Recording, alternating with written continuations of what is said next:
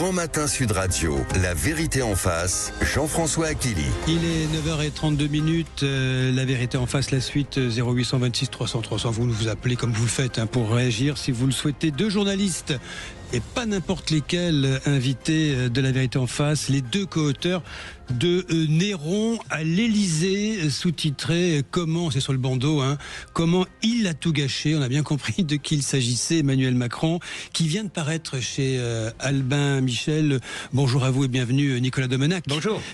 Chroniqueur politique, éditorialiste à Challenge et LCI. Vous avez collaboré notamment, votre carrière est trop longue, Canal+.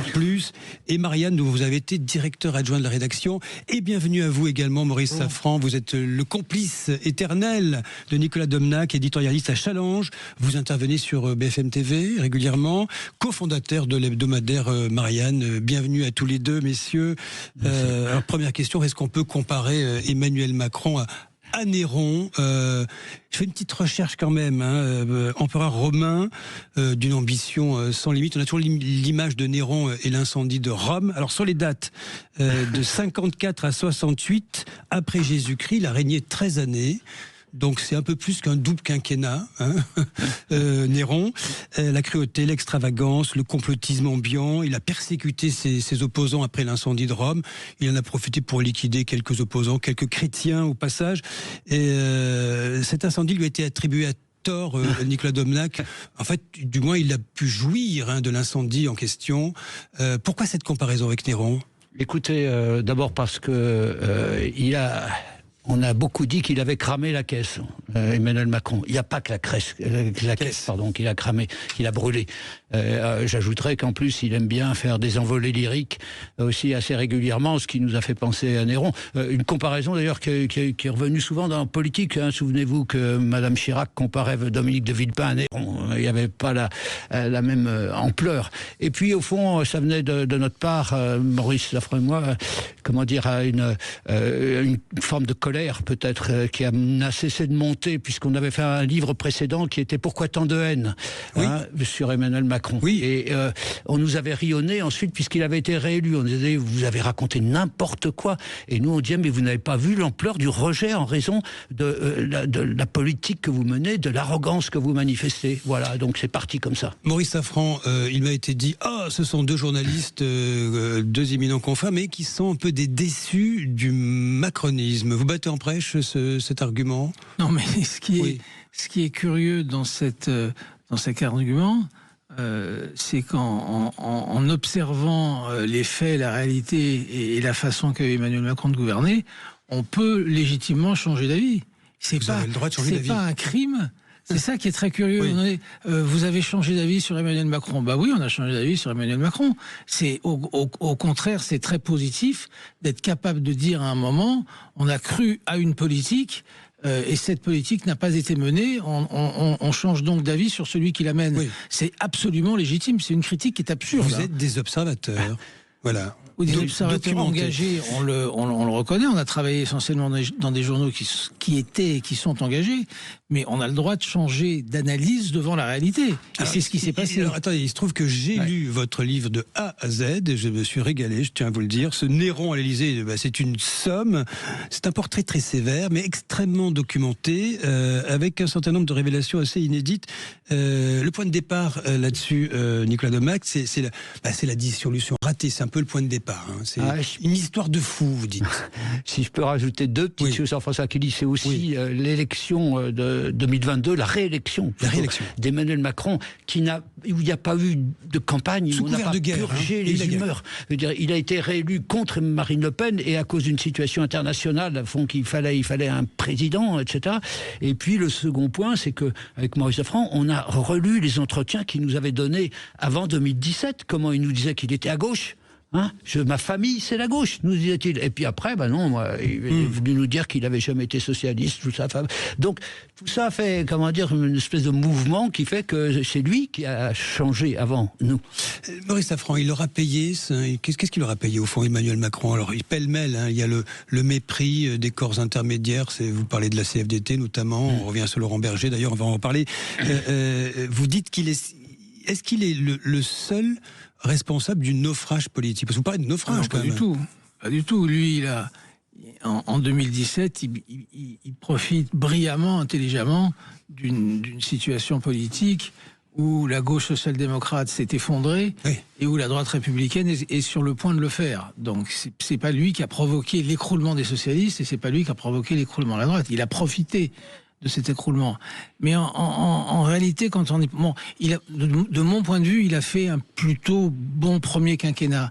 Mais quand on y réfléchit bien, où on aurait dû voir encore beaucoup plus la première faille, c'est l'histoire Benalla.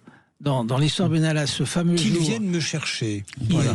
J'allais prononcer cette phrase. Cette phrase, qu'ils viennent me chercher, c'est exactement ça. Vous avez anticipé ce que je voulais dire, c'est exactement ça. Oui. Cette phrase, elle est assez représentative de tout ce qui s'est passé par la suite. Qu'ils viennent me chercher, quand on y pense bien, est une phrase extraordinaire.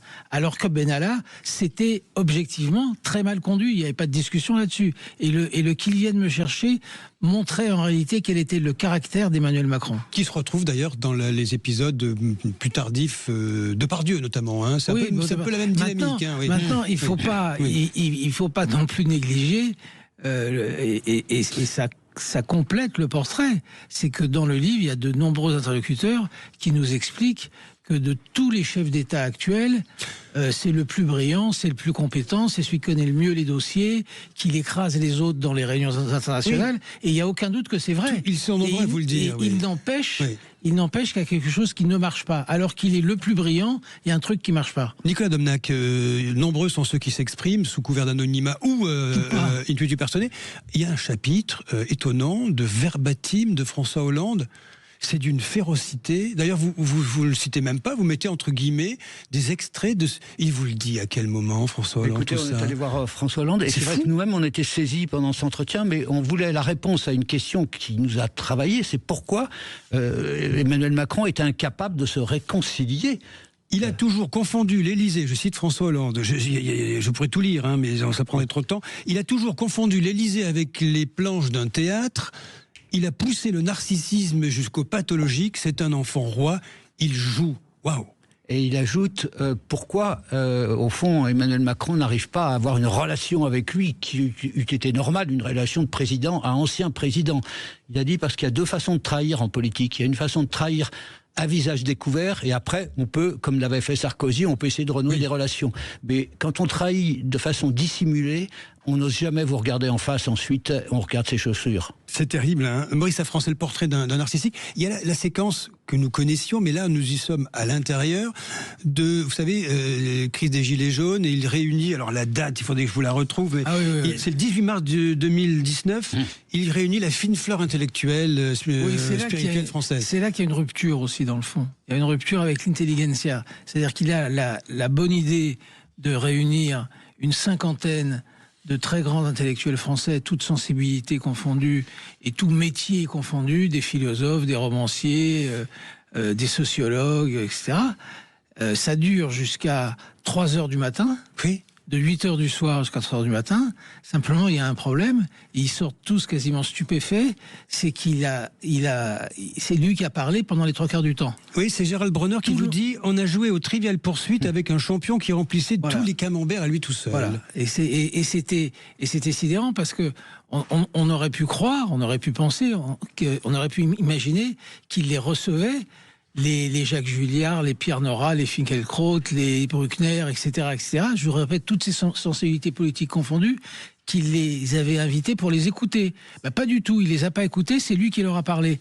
Donc ça montre bien son caractère, et c'est une de ses faiblesses principales en réalité. Vous voulez dire quoi, sa propre faiblesse, c'est ce narcissisme, c'est ce surmoi?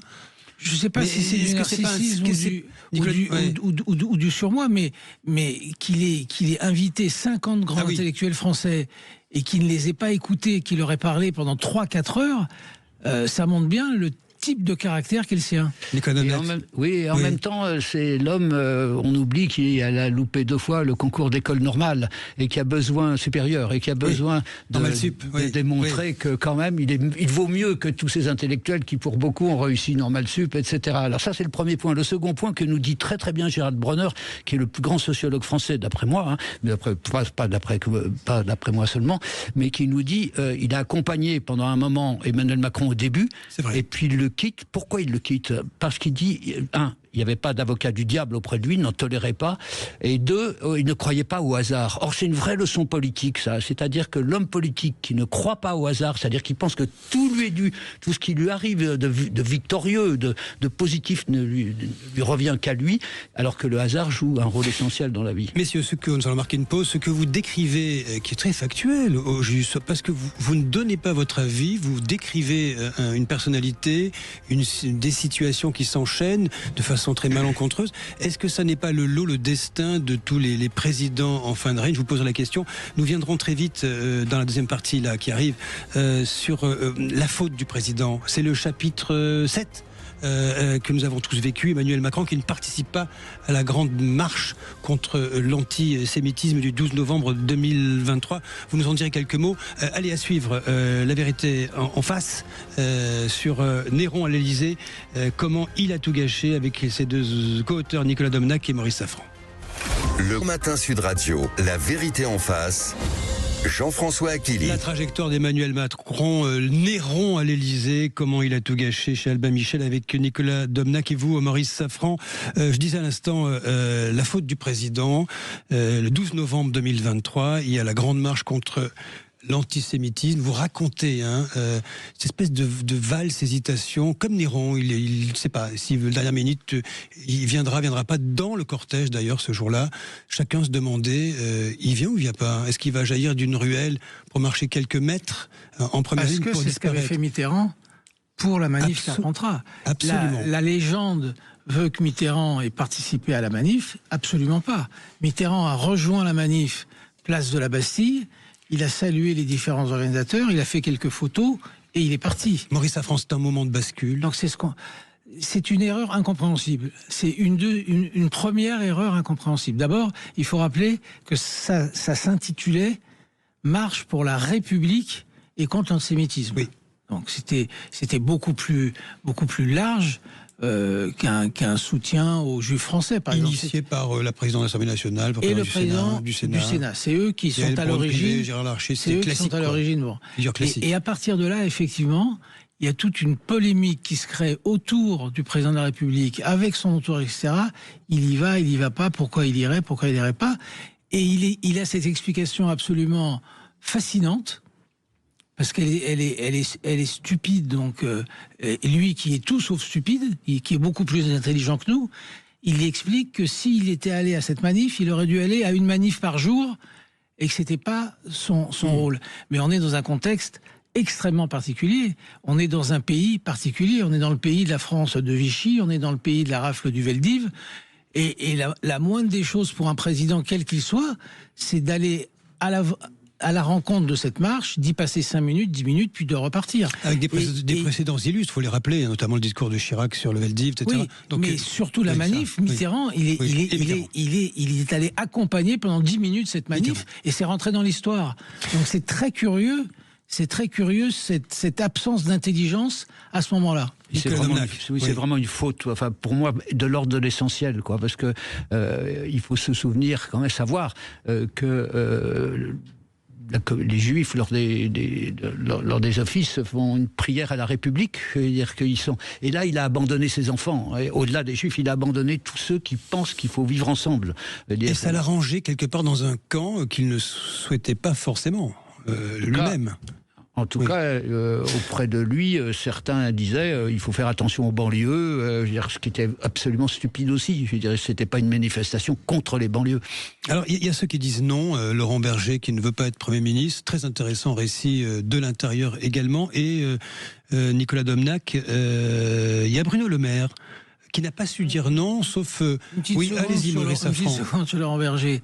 C'est quand même fascinant. Laurent Berger. C'est quand même fascinant qu'Emmanuel Macron, avec force, c'est pas une plaisanterie, à 2 reprises, lui demande d'être Premier ministre, alors que pendant les 7 années qui ont précédé, il l'a totalement méprisé.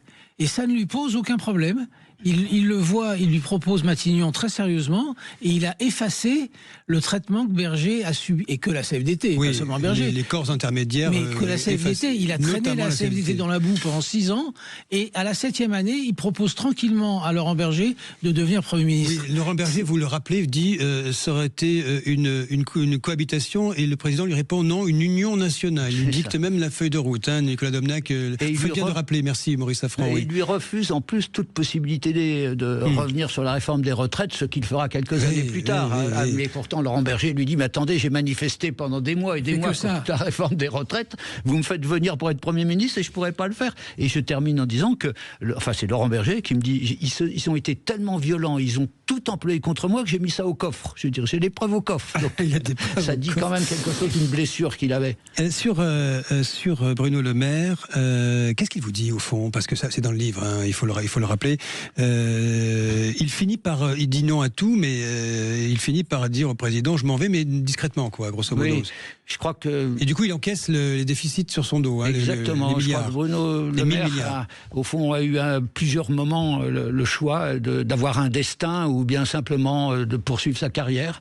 Il avait le choix, c'est-à-dire au fond de rompre là, et il ne l'a pas fait, dit-il, pour maintenir l'union. Et nous nous en sommes expliqués vertement au téléphone parce qu'il nous a reproché de l'avoir écrit. Mais c'était quand même, il y a des moments dans la vie politique où vous choisissez de rompre et de faire votre destin là-dessus, ou bien de continuer. C'est un épisode important aussi, parce que nous parlons beaucoup de l'héritage, des fameux milliards. Il répète à plusieurs reprises, il nous explique à plusieurs reprises, il a prévenu le président, même par note, donc il n'y a aucune raison de ne pas le croire, mais ce qui est compliqué, c'est qu'il n'a pas rompu. Si au bout de 2, 3 notes, 4 notes, 5 notes, où il avertit que la caisse est en train d'être totalement cramée et qu'il ne se passe rien, le minimum, c'est de prendre position publiquement et de dire au moins, si je ne suis pas écouté, je m'en vais. Et c'est là que c'est très bizarre. Alors, il s'explique là-dessus. Il dit qu'il ne veut pas mettre la France en danger, l'économie française, que s'il avait fait un clash, ça aurait été terrible sur les marchés, etc., etc. Mais lui aussi, il rate une occasion historique. Et de ce point de vue-là, c'est surprenant aussi. Maurice Safran, je vous garde au micro, là, dans cet essai avec Nicolas Domnac, il y a une dimension psy, forcément, on en parle beaucoup avec Trump en ce moment. Il est sur le divan régulièrement dans votre livre, Emmanuel Macron. Qu'est-ce qu'il faut en dire? D'abord que c'est un problème. C'est un problème. La psychologisation de la politique, c'est un problème. Oui. Et on nous accuse, à juste titre sans doute, de psychologiser Macron, alors que pendant des années, on s'est plutôt battu contre la psychologisation de la politique. Mais il y a un problème majeur, absolument massif, c'est que sur la dissolution, vous ne trouverez pas sur la place de Paris, vous pouvez commencer cet après-midi, vous Jean-François Achilly, vous ne trouverez pas une personne, de quelque milieu que ce soit, de quelque sensibilité que ce soit, de quelque intelligence que ce soit, qui soit capable d'expliquer la dissolution. Oui. Personne, je dis bien personne, au plus près d'Emmanuel Macron ou au plus loin d'Emmanuel Macron, personne ne peut trouver une explication cohérente. Donc quand quelqu'un d'aussi intelligent, je répète, il est beaucoup plus intelligent que nous, Macron, et je suis très sérieux quand je dis ça, quand quelqu'un d'aussi intelligent commet un acte fondamental auquel personne ne trouve la moindre explication cohérente, où aller chercher des explications, sinon dans la psychologie? Nicolas Domnac, pour poursuivre ce qui est dit à l'instant, qui est fondamental. Oui, c'est fondamental parce que du coup, on est allé voir des psychiatres, puisque au fond, les hommes de raison ne comprenaient pas ceux qui s'occupent de tes raisons. Qu'est-ce qu'ils nous disent? Ils nous disent d'abord que pour devenir président, il faut être un peu fou. Le problème, c'est la suite. C'est-à-dire, ensuite, si vous n'avez pas de garde-fou, de garde-feu, si je veux dire, de contre-pouvoir, à ce moment-là, ça peut s'aggraver et ça rend les Français fous. Parce que ça, on l'oublie aussi. Je veux dire, c'est qu'on est complètement... on est très déprimé en France, alors qu'il avait fait son élection sur l'optimisme. La France est devenue complètement dépressive parce qu'au fond, elle a perdu son président. C'est pas seulement parce que l'insécurité... Même si on a les politiques qu'on mérite. Pardon ? Même s'il faut rappeler qu'on a les politiques qu'on mérite au passage. Oui, bien sûr. Mais messieurs, parce qu'il va falloir bientôt conclure, oui. il y a Rocky à la fin. Vous dites, allez, Nicolas Domnac, c'est Rocky. Pour parler de l'Élysée, c'est Match Hollande aussi. Oui. C'est Rocky, on monte les muscles. c'est un imaginaire masculiniste, enfin macho, photo, complètement. C'est le boys band. C'est la photo. Voilà.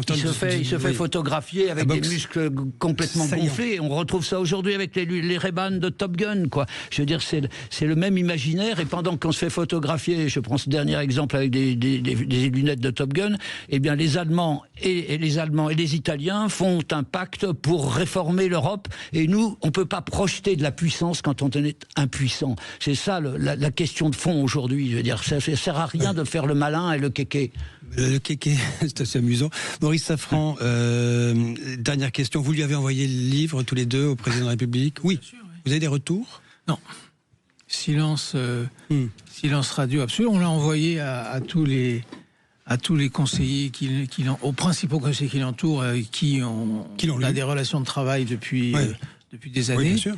Effectivement, il n'y a aucune réponse, mais en réalité, vu la tonalité du livre, on ne peut pas dire que ce soit une surprise. Mais avec cette dédicace, Qui bene amat, bene castigat, qui aime bien, châtie bien. Oui. Merci messieurs Nicolas Dovenac et Maurice Safran pour ce Néron à l'Élysée, un essai qui fait date sur ce double quinquennat il reste 16 mois à peu près.